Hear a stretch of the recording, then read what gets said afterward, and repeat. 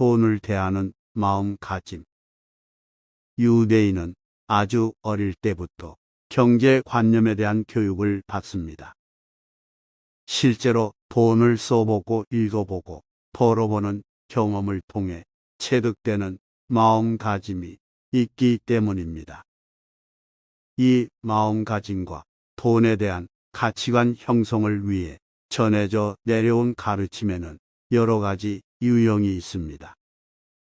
첫 번째로는 탐욕을 버리는 것이고 두 번째로는 절약하는 것입니다.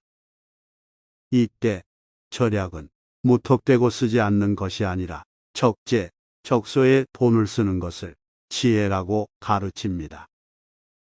무릇 돈이란 올바른 곳에 써야 후회를 남기지 않는 법입니다. 우리는 감정의 상태인 가난과 물리적 상태인 궁핍의 의미를 정확히 구분할 필요가 있습니다. 가난은 충분히 극복할 수 있는 감정일 뿐입니다. 가난을 극복했다고 해서 궁핍이 해결되는 것은 아니지만 꼭 필요한 것이 없다고 해서 궁핍하다고 표현하지 않습니다. 우리는 궁핍한 생활을 면하기 위해 노동을 하는 것입니다. 그 노동을 어떻게 지혜롭게 활용해야 하는지, 또한 가난을 어떤 마음으로 경계해야 하는지 알아야 합니다. 많은 재산을 가지고 있으면서도 영원히 가난하고 행복하지 못한 사람들이 있습니다. 그런가 하면 현실은 가난하지만 일과 생활의 즐거움으로 가득 차 있는 사람들이 있습니다. 진정한 빈곤은 불안과 나태함, 우울, 그리고 무감각과 같은 실패자의 습관으로부터 오는 것입니다.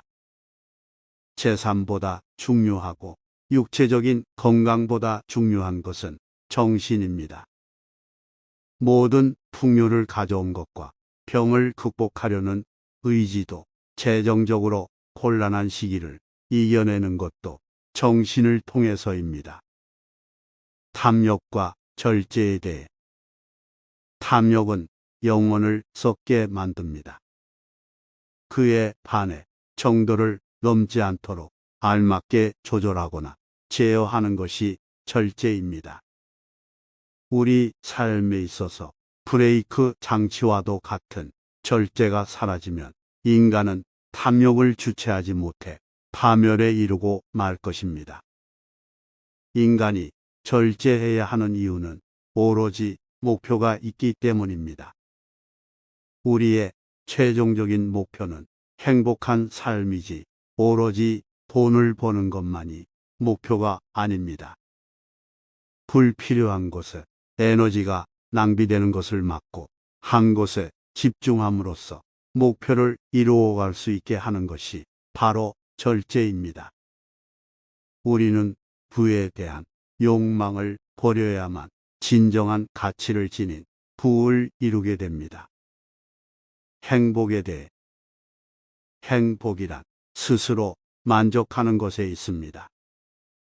남보다 나은 점에서 행복을 구한다면 영원히 행복하지 못할 것이고, 돈에 대한 탐욕은 만족을 주지 않아 더 큰 탐욕만 불러일으킬 것입니다. 그리고 그 탐욕은 인간과의 불안을 빚어내 결국 본인을 불행하게 만들 것입니다. 누구든지 남보다 한두 가지 나은 점은 있지만 10가지 전부가 다 남보다 뛰어날 수는 없습니다. 그렇기 때문에 행복이란 남과 비교해서 찾을 것도 아니고, 탐욕을 멈추는 방법은 스스로의 삶에 만족하는 태도로 임하는 것입니다. 사람들은 남보다 더 벌어서 더 누리려고 애를 씁니다. 그렇게 더 누려야 행복하다고 여깁니다. 하지만 좀 더 쉽게 행복해지는 방법이 있습니다. 그것은 바로 절약입니다. 돈을 쓰는 것은 끝이 없고 벌면 된다고 안일하게 생각하다 보면 사람은 점점 소비에 잡아먹히게 됩니다. 무한 경쟁 사회에서 벗어나 지금 가진 것에 만족하십시오. 그것이 바로 행복으로의 한 걸음입니다. 끝없는 욕심에서 벗어나는 법. 이 세상에 태어나 얻는 모든 것들은 언젠가는 모두 잃을 것들입니다. 그것이 돈이나 집, 자동차와 같은 물건이든 지위나 권력, 명예와 같은 것이든 결국엔 모두 나에게서 떨어져 나갈 것들입니다. 그러니 그것들은 처음이나 끝이나 결코 내가 아닌 것들입니다. 그런데 이러한 것들을 얻고 소유하면서 집착이 생기고 그것들을 나와 동일시하게 됩니다. 문제는 인생에서 이런 덧셈만 일어날 수는 없다는 것입니다. 계속해서 더한 것만 바란다면 그 욕심에서 벗어나지 못하고 큰 것을 이룰 수도 있습니다. 내가 소유하고 있지 않은 것을 추구하다 보면 지금 소유하고 있는 것들에 대해 소홀해지기 마련입니다. 그리고 그 소홀함은 다른 손실로 이어집니다. 내가 소유하고 있는 것들 가운데 가장 고마운 것을 떠올려 봅시다. 또한 나에게 그것이 없었다면 내가 얼마나 그것을 갈망했을지를 생각해 보고 감사의 마음을 가져야 합니다. 그리고 어떤 이유로 그것을 잃어버리는 불행을 당하더라도 평정을 잃지 않도록 주의해야 합니다. 모든 것은 잠시 맡겨놓은 것일 뿐 우리가 소유한 것은 아무것도 없다는 것을 알고 받아들이면 자연스럽게 욕심을 버릴 수 있습니다. 단 한 번이든 여러 번이든 뺄셈은 일어납니다. 이 뺄셈이 일어날 때 마치 나의 일부를 잃은 것처럼 상실감을 느끼게 됩니다.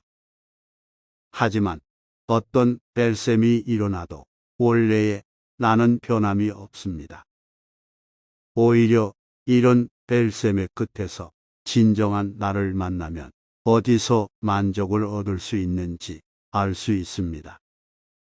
그것은 외부의 것이 아닌 바로 나 자신입니다.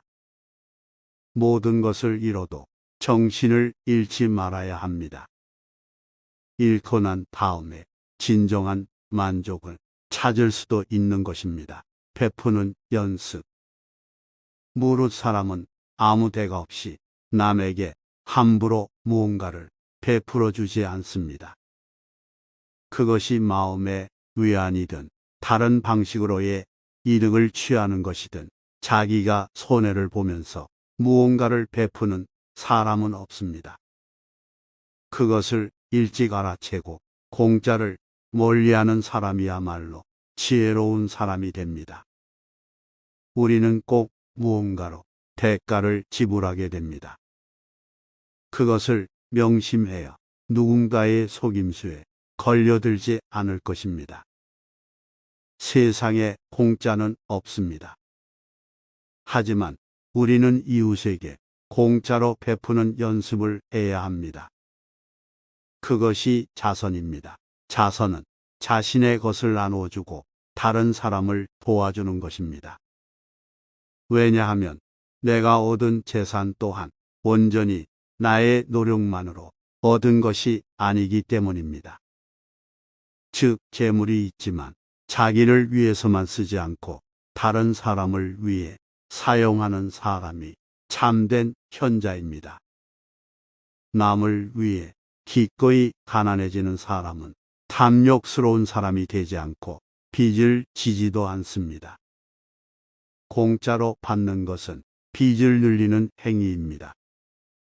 하지만 우리는 빚을 지우지 않고 빚을 지지도 않을 수 있습니다. 그것을 바로 자선이라고 할 수 있습니다.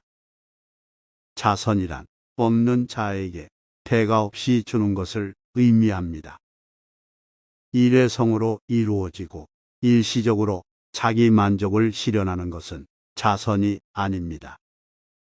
자기 분수에 맞는 작은 도움을 통해 나눔을 실천하고 비록 자기가 베풀지 못하면 남이 베푸는 것을 보고 기뻐하기라도 하는 것입니다.